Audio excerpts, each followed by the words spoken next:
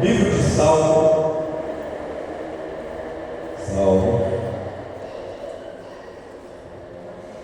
capítulo 103. Salmo 103. Nós vamos ler a partir do primeiro versículo, do versículo 1. Salmo 103, a partir do versículo 1. Amém? Bendize ao Senhor, ó minha alma, e tudo que há em mim bendiga o seu santo nome. Bendiga ao Senhor, ó minha alma, e não te esqueças de nenhum de seus benefícios. Quem perdoa todas as iniquidades, quem sara todas as enfermidades, quem retira a tua vida da destruição, quem te coroa com uma bondade amorosa e terna misericórdia, quem satisfaz a tua boca com coisas boas, de modo que a tua juventude se renova como a águia. O Senhor executa justiça e juízo a todos os que são oprimidos. Amém? Feche os seus olhos em nome de Jesus. Senhor, que o Senhor traga para nós, ó Pai, discernimento acerca da tua palavra.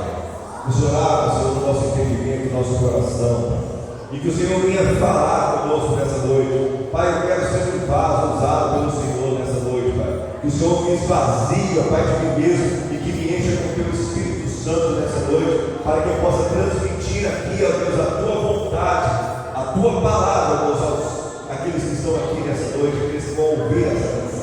Que o Senhor possa, Pai, em nome de Jesus, tratar com cada um de acordo com aquilo que o Senhor quer. É o que eu te peço e te agradeço. Amém e amém. Pode, por favor, se assentar no seu lugar.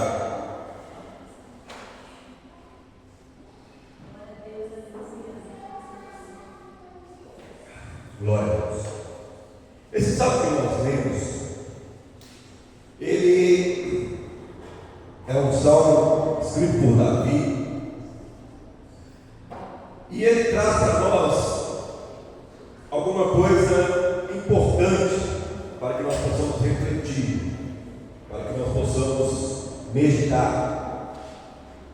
Porque o salmista começa o salmo dizendo: bendiz, ó minha alma, ao Senhor.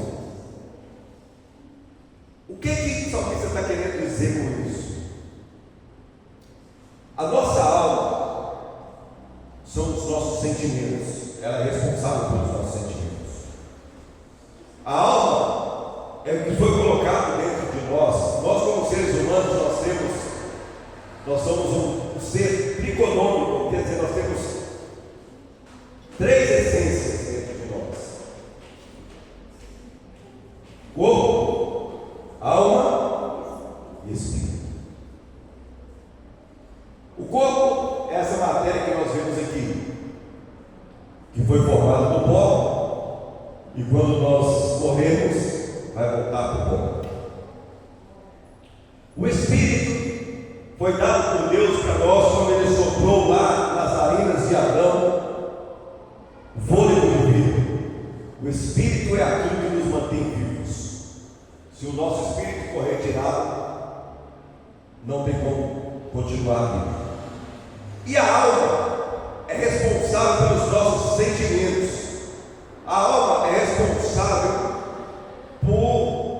por aquilo que nós sentimos, pela forma como nós sentimos as coisas, como nós buscamos as coisas, como nós enxergamos as coisas. E o que o salmista está dizendo? Olha, bendize a minha alma ao Senhor. O salmista está dizendo: todos os meus sentimentos, tudo que tem dentro de mim, tudo que a minha essência precisa bendizer, precisa adorar ao Senhor. Ele não falou: olha, minha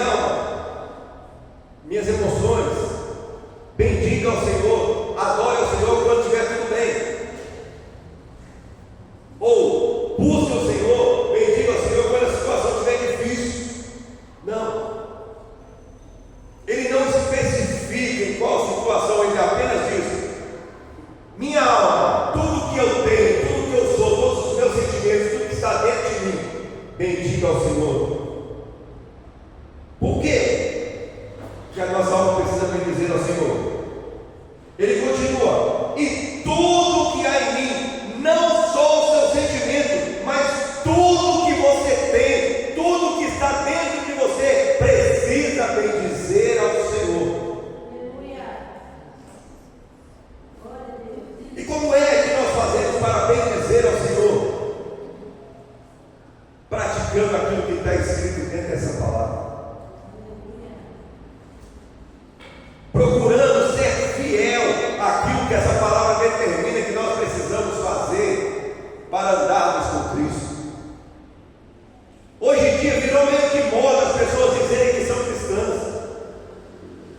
Tem muita gente falando: não, me converti. Tem gente aí postando, se batizando em inúmeros lugares diferentes, com inúmeras situações diferentes, mas passa no outro dia, ou às vezes no mesmo dia, a pessoa está postando coisas lá que não são totalmente contrárias ao que está escrito nessa palavra. Quando o salmista fala que a nossa alma precisa bendizer ao Senhor, ele está falando: olha, tudo que é em mim, tudo que eu tenho, precisa adorar a Deus, precisa exaltar o nome do Senhor. Então, para nossa alma bendizer ao Senhor e ser aceito por Ele, nós precisamos estar ligados nele. Não tem como nós adorarmos ao Senhor, nós bendizermos ao Senhor e queremos estar próximos de Deus, se nós estivermos fazendo aquilo que está contrário da palavra que Ele deixou para nós. Não tem jeito. Nós não vivemos por vista, nós não vivemos por aquilo que nós vimos. Nós vivemos por aquilo que nós cremos. E nós acreditamos que existe um Deus lá no céu que nos ama e que entregou o seu Filho para morrer na cruz por nós, pelos nossos pecados, e através desse sacrifício de Jesus Cristo, nós hoje temos a oportunidade de termos expectativa de vida eterna. Mas para que isso aconteça na nossa vida, nós precisamos andar com Cristo.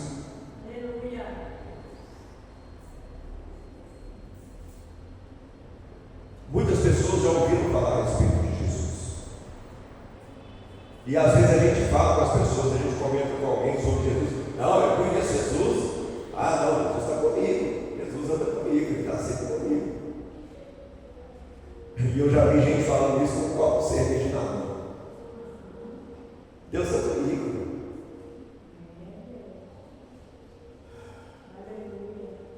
A Bíblia diz que nós devemos fugir da aparência do mal e resistir ao diabo. Por que a Bíblia fala isso? Porque enquanto nós estivermos cercados pelo mal e à mercê do mal, nós estaremos longe de Deus. A nossa missão não é estar perto de Deus só quando nós entramos pela porta desse lugar, dessa igreja, nos assentamos nesse banco, ouvir uma palavra. Tem muita gente que acha que está perto de Deus é só no momento que ele entra por essas portas, se assenta nesse banco, bate palma, canta meia dúzia de canções, ouve uma palavra e vai embora. Não, eu já estive com Deus hoje, Deus já está comigo, a presença dele é comigo. Não.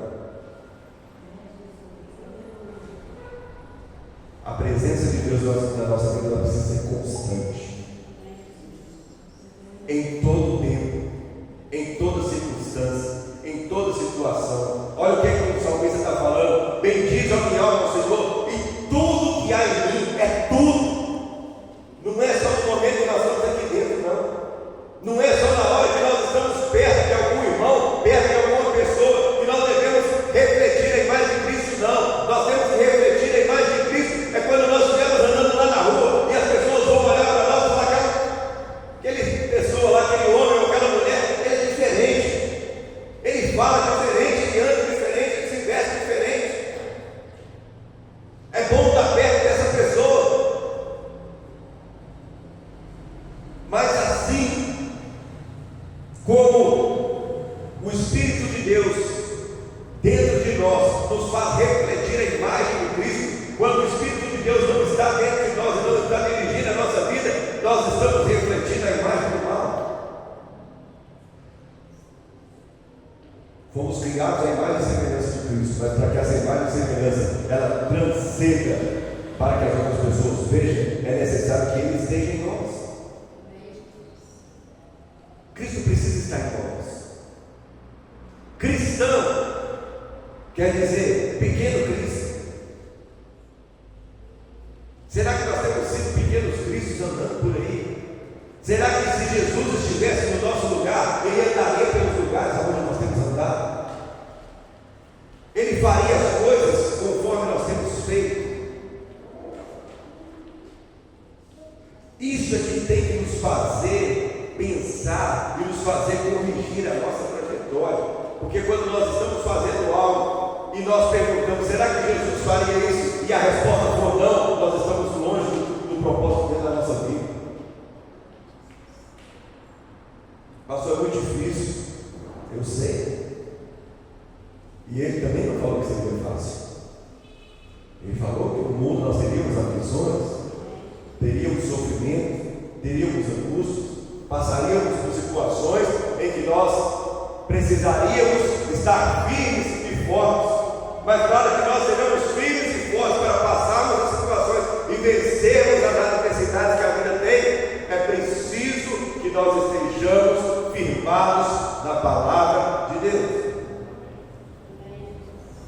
Porque é só através dessa palavra que nós vamos ter como combater o mal.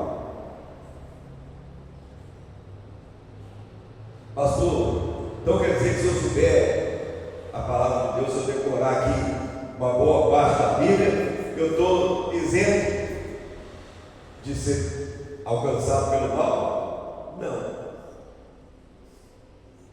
Não dá. Você precisa aprender essa palavra, estudar essa palavra, conhecer essa palavra, mas só você saber essa palavra e recitar essa palavra para os outros não vai trazer nenhuma mudança na sua vida e nem vai impedir que você receba as investidas do diabo contra você. Que isso, pastor? Ficou doido?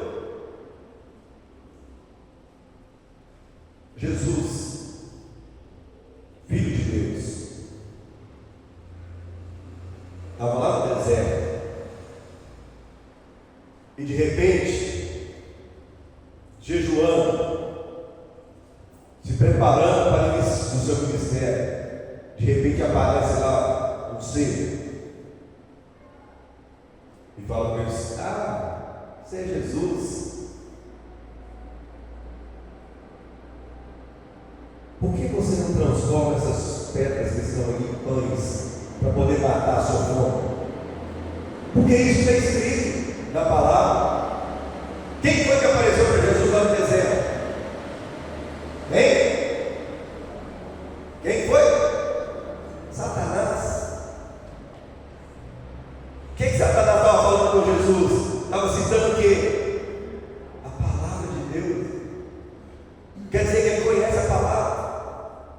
Só conhecer a palavra não muda a vida de ninguém. Conhecer a palavra é um jeito de nós nos alimentarmos, para nos fortalecermos e estarmos preparados para combater quando vier as adversidades contra nós. Mas só recitar e conhecer a palavra não muda a vida de ninguém. O diabo conhece essa palavra muito melhor do que qualquer cristão. E ele citou para Jesus 3 vezes dentro da palavra: transforma essas pedras em pães.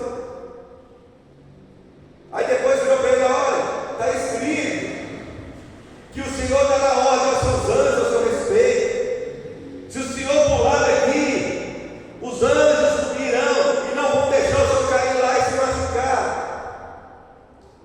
Ele citou a palavra de novo. Depois levou Jesus lá no pináculo, na parte mais alta. Falou: olha, você está vendo tudo que você está vendo aí? Se você prostrar e adorar, eu te dou tudo, está escrito.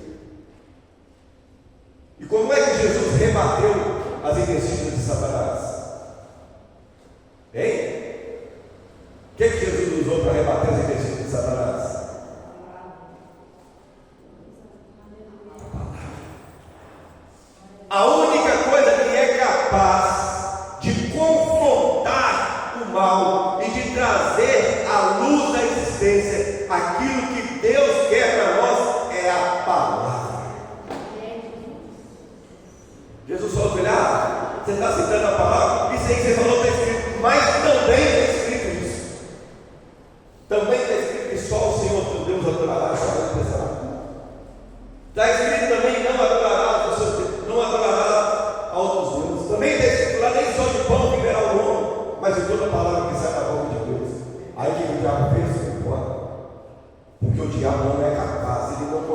resistir quando essa palavra é dita com poder e autoridade.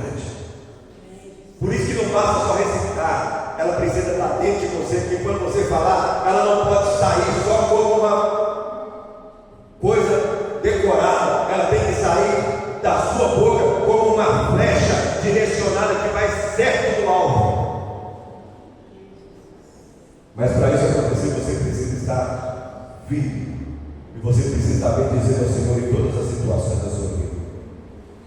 Quando estiver bom, quando não estiver bom, quando estiver complicado, quando estiver em tempo de bonança, tempo de paz, quando estiver na guerra, você precisa adorar a Deus e bendizer ao Senhor, porque em todo o tempo Ele está com suas mãos estendidas para você, te abençoando, te guardando, te livrando e não deixando que o inferno se levante contra você em vez. Glória a Deus. E o salmista continua: bendiz a minha alma ao Senhor. De novo ele fala, ele repete: e não te esqueças de nenhum dos seus benefícios. Glória a Deus. Você tem, para você pensar, você precisa responder não. Você tem orado, falado com Deus para agradecer o que Ele tem feito na sua vida? Ou você só tem procurado a Deus para pedir? Porque nós, como seres humanos, não existe ninguém mais cuidando do que nós. A gente sempre quer mais e mais. E Deus é capaz de nos dar tudo aquilo que nós queremos e muito mais além do que aquilo que nós pensamos. Não há pecado nenhum, não há mal nenhum em você pedir. A palavra diz: pedir e dar-se-usar. Você pode pedir, mas você precisa de lembrar de agradecer o que Deus tem feito pela sua vida. Quando você levanta pela manhã e dá uma puxada no fôlego assim, vem no ar, só esse ato aí já é motivo de se agradecer a Deus pelo resto do dia. Porque tem muita gente no leito do hospital que está respirando a base de aparelho, não gostaria muito de puxar o ar e não vem. Quando você levanta da sua cama, se prepara para fazer os seus afazeres diários, antes de você fazer qualquer coisa, agradeça a Deus. Senhor, muito obrigado por mais um dia que está começando. Obrigado porque eu tive uma noite de descanso, uma noite de sono abençoada. Às vezes tem noite que a gente dorme muito bem. Sim ou não? Tem noite que você dorme, você acorda, parece muito tumultuado. Eu não tenho muito hábito de sonhar, pelo menos não lembro as coisas que eu sonho. Mas tem noite que é mais tumultuado, você acorda de madrugada perto do sono, você ora mesmo assim, às vezes você costuma não conseguir dormir de novo.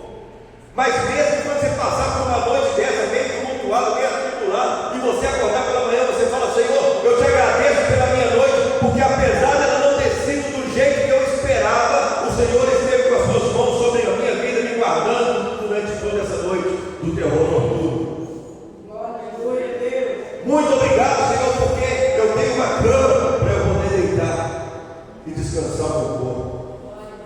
Obrigado, Senhor, porque eu estou levantando e estou indo buscar a Deus aquilo que eu preciso fazer nesse dia, buscar meios para ter o meu pão de cada dia, que o Senhor me dê força, que o Senhor me dê sabedoria, que o Senhor me proteja. Peça ao Senhor que te abençoe, mas não esqueça de agradecer os benefícios que Ele já tem feito na sua vida. Não esqueça de agradecer, porque um dia você estava perdido lá no mundo, jogado lá, e não tinha expectativa de nada, e Ele olhou lá para você e disse: você é meu.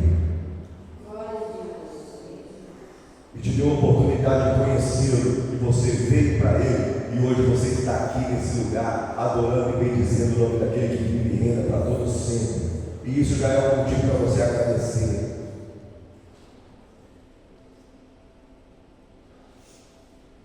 É muito bom quando nós pedimos alguma coisa para Deus e Ele faz para nós.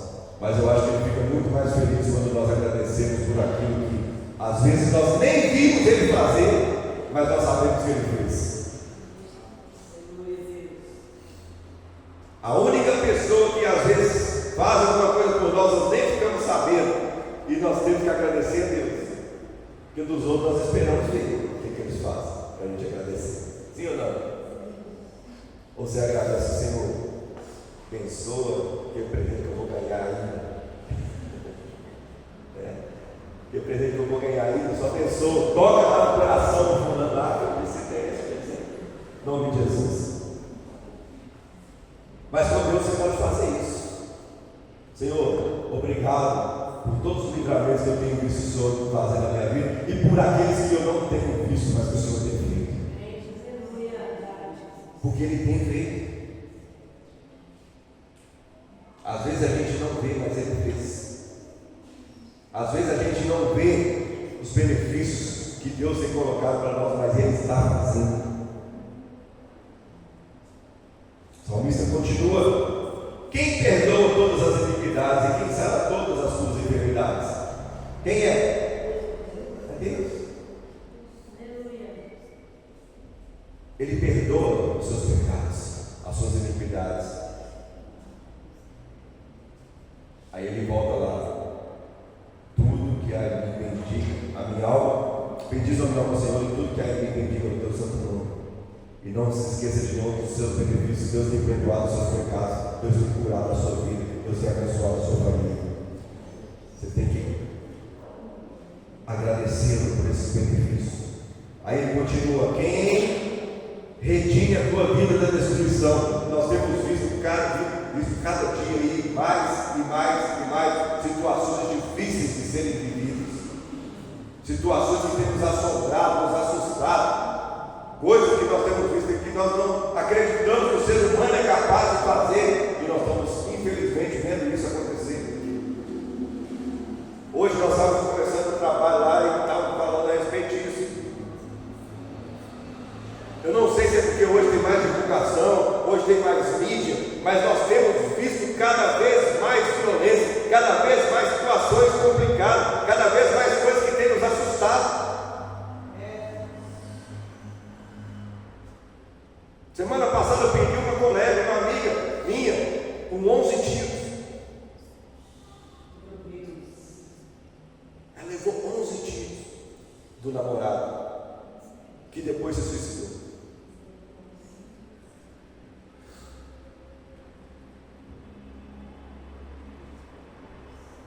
Ontem, aliás, segunda-feira, não foi divulgado. Talvez você não saiba disso, eu vou te contar o que aconteceu. Segunda-feira, um rapaz se suicidou na cidade administrativa, pulou do 9º andar do prédio. Um rapaz de 28 anos. Por quê? Porque estava se sentindo pressionado no trabalho.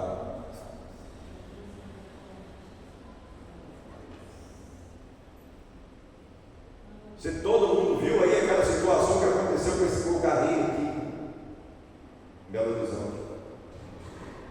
Uma intolerância por causa de uma ignorância, de uma situação de trânsito, uma pessoa foi ceifada, pai da família foi morto. Isso aí são coisas que a gente tem visto aí, mas tem muito piores do que isso acontecendo. Por quê? Porque o ser humano está se afastando cada vez mais de Deus. O ser humano está deixando Deus de lado, o ser humano está perdendo a comunhão, está perdendo a vontade de estar ao lado do Senhor, e aí está deixando o mal tomar conta e dominar. Por isso que eu e você, que somos servos de Deus, conforme nós cantamos aqui na última canção do louvor hoje, eu e você temos que estar firmes nesse propósito, porque nós e a nossa casa precisa servir ao Senhor. Nós não podemos estar à mercê dessa situação. E a única coisa que pode nos blindar e que pode nos proteger é o sangue de Jesus. E a proteção através dessa palavra.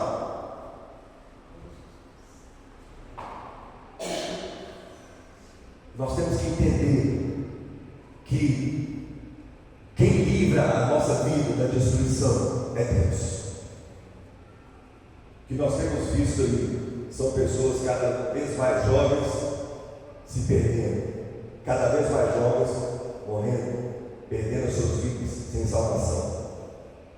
E passou a ser algo normal. As pessoas têm enxergado como algo normal. Criam-se leis, fazem um monte de coisa e nada melhora, porque a única coisa que é capaz de redimir o ser humano da destruição é a palavra de Deus.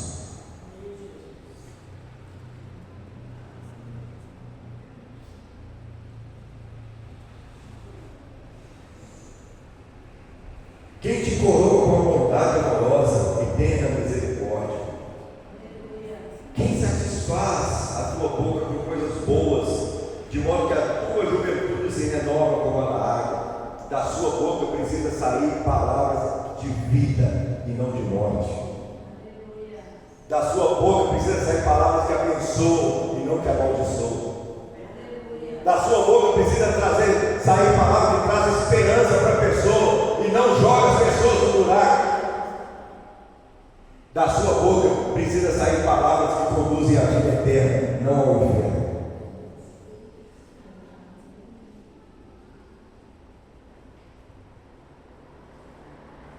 Só através dessa palavra que nós vamos conseguir fazer isso. A Bíblia diz que que o amor ao Senhor, que o temor do Senhor nos faz ficar mais bonitos. Você já viu isso na Bíblia? Tem você. Que o amor ao Senhor e estarmos na presença de Deus nos faz ficar mais bonitos. Está na Bíblia. Sou eu que estou falando. Formoseia o rosto, um coração alegre, formoseia o rosto. Está escrito na Bíblia. Sou eu que estou tentando, não. Eu costumo falar muito isso. Pega uma foto sua quando você não tinha Jesus lá e dá uma analisada na foto lá e olha hoje, vê qual que é melhor. Meu pai falou outro dia, falou, não, pena que eu joguei fora com a identidade. Você tinha que ver a foto que estava nela. Eu cheguei a ver. Vocês não tiveram essa chance.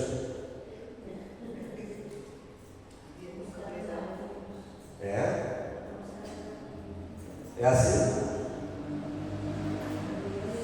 O homem sem Deus ele fica feio. O homem sem Deus ele fica deformado. Porque a essência que Deus colocou no homem é para que ele fosse a imagem e semelhança dele. E o homem só é perfeito quando essa imagem e semelhança ela está em evidência na vida do ser humano. Mas a imagem e semelhança de Deus está na vida do ser humano que o busca e que está na presença dele. Todos nós somos criaturas dele um dia, mas a partir do momento que nós aceitamos Jesus, nós deixamos de ser criatura e passamos a ser filhos. E como filhos, queira as pessoas ou não, queira o mundo ou não, posso fazer nada por vocês que não acreditam. Como filhos, nós temos benefícios que as criaturas não têm. As pessoas não, todo mundo é filho de Deus, coisa nenhuma. Todo mundo é criatura de Deus. Filho de Deus é só aquele que aceita Jesus como único e suficiente Salvador da sua vida. A esse Deus de poder de ser chamado Filho de Deus. Glória a Deus. Isso aí que o mundo prega e que todo mundo é filho de Deus é balela. Enganação do diabo. Todo mundo é criatura de Deus. E Deus gostaria que todos realmente fossem filhos. Mas só vai assumir a identidade de filho aquele que quer assumir, aquele que se render aos pés da cruz e aceitar a Jesus como o único e suficiente Salvador da sua vida. O salmista continua aqui: o Senhor executa justiça. Isso aqui é forte. O Senhor executa justiça.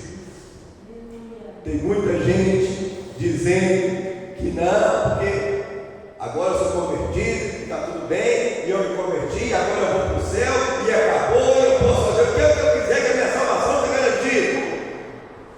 Vai nessa não. Essa teoria de uma vez salvo, salvo para sempre, é diabólica. Se não fosse, Jesus não tinha dito que você precisa perseverar até o final. Ele teria dito: não, você me aceita, e a partir do momento que me aceita, você está salvo. Mas você pode fazer o que você quiser. Mas não é assim. Você precisa perseverar até o fim. É isso que a Bíblia ensina, é isso que Jesus deixou para nós. Perseverar até o final. Sabe por quê? Porque no final nós não vamos ser julgados com amor, nós vamos ser julgados com justiça.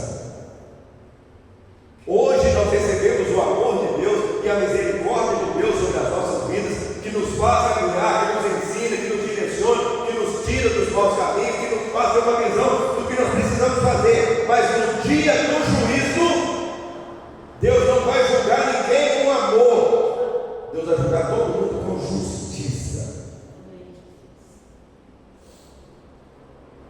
E o senso de justiça que nós temos aqui na terra é muito falho. Que é isso, pastor? Sabe por que é falho? Porque se a justiça não fosse falha, nós não teríamos pessoas condenadas que são inocentes. Nós não teríamos pessoas sendo colocadas nas cadeias, nos cárceres, sem provas de que ela realmente cometeu o que ela fez. Ou nós não teríamos pessoas que foram absolvidas e que lá no final, quando é vista a situação, ela cometeu aquele crime pelo qual ela foi absolvida lá atrás. Por isso que a justiça é falha, mas a justiça de Deus não falha. Ela não falha. Nós cantamos aqui, mas eu vou repetir de novo, uma coisa que eu falo sempre: não adianta só cantar, você tem que entender o que você está cantando, você tem que prestar atenção no que você está cantando. Nós cantamos aqui sobre um trono de justiça, eternamente haverá um rei. Ele está sobre um trono de justiça. Ele voltará para governar as nações em amor. Depois da justiça de Deus ser cumprida, aí nós vamos viver o amor verdadeiro de Cristo por toda a eternidade. Mas só aquele que passar pelo crivo da justiça.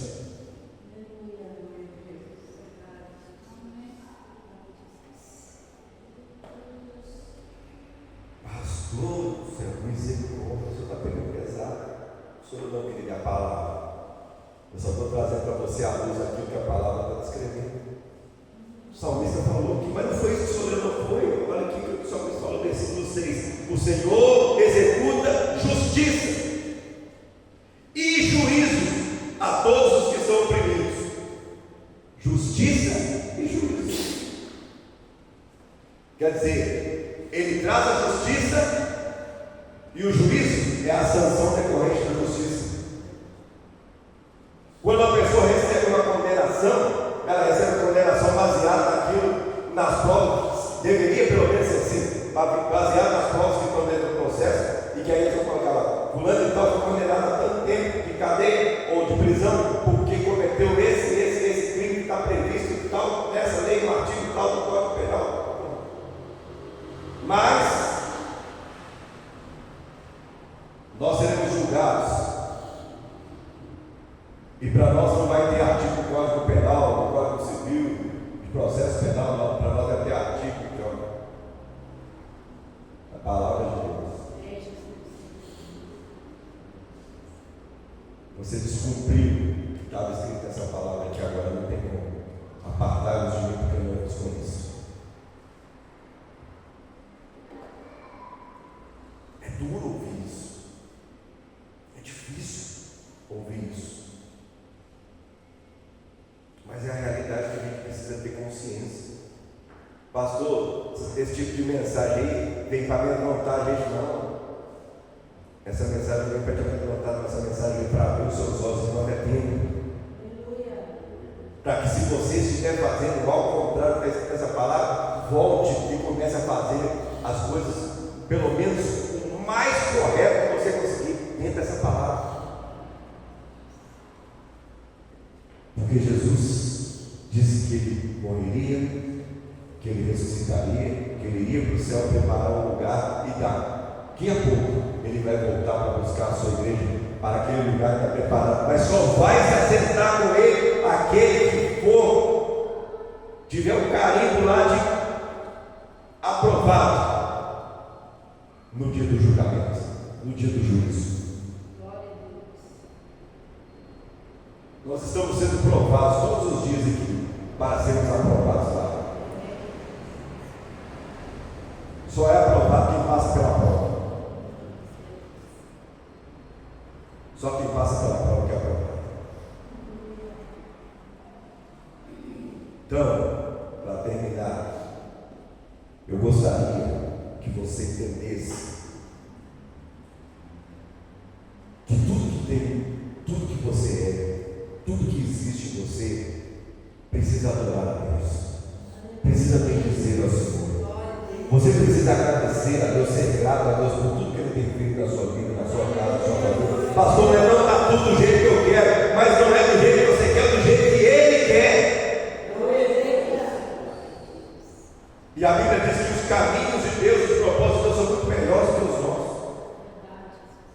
Se Deus desse para nós tudo do jeito que a gente quer, não ia prestar.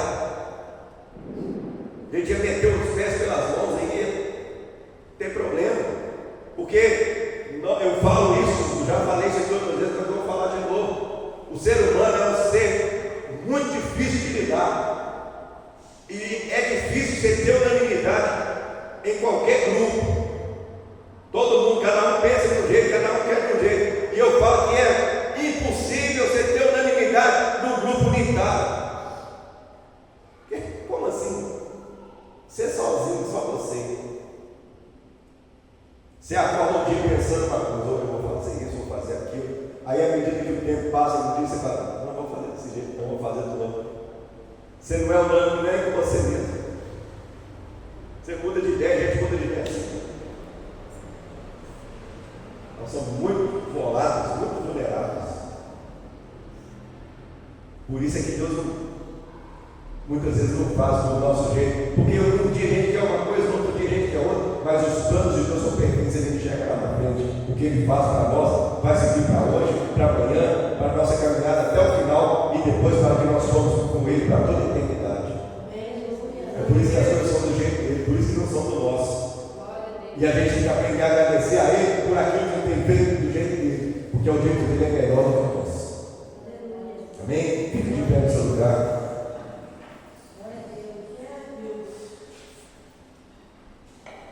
Feche seus olhos. E você vai orar agora. Você vai falar com Deus agora. Fala, Senhor,